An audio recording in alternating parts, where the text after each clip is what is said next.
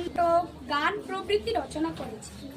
তার রচনাগুলির মধ্যে গীতাঞ্জলি, সোনার তরী, মানসী, চিত্রা, বলাকা, রক্তকরবী, ঘরে বাইরে প্রভৃতি অমূল্য, সার্থক ও সুন্দর রচনাগুলি তার অন্যতম সৃষ্টি।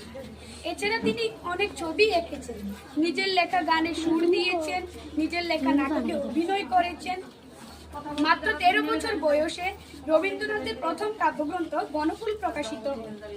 1910 খ্রিস্টাব্দের 5 সেপ্টেম্বর প্রকাশিত গীতাঞ্জলি কাব্যগ্রন্থের জন্য 1913 খ্রিস্টাব্দে বিশ্বের শ্রেষ্ঠ পুরস্কার নোবেল পুরস্কার লাভ করেন। তিনি বহুবার বিদেশে গিয়েছেন এবং প্রচুর সম্মান লাভ করেছেন। তার অন্যতম কীর্তি শান্তিনিকেতনে বিশ্বভারতী প্রতিষ্ঠা। বর্তমানে পৃথিবীর অনেক দেশের ছাত্রছাত্রীরা সেখানে পড়াশোনা করতে আসে। রবীন্দ্রনাথ তার প্রতিষ্ঠিত বিশ্বভারতীতে নতুন ধরনের শিক্ষা ব্যবস্থা চালু করেছিলেন। ছাত্রছাত্রীদের বিভিন্ন ধরনের পুস্তক রচনা করেছিলেন। রবীন্দ্রনাথ দেশকে অত্যন্ত ভালোবাসতেন ও দেশের কথা চিন্তা করতেন।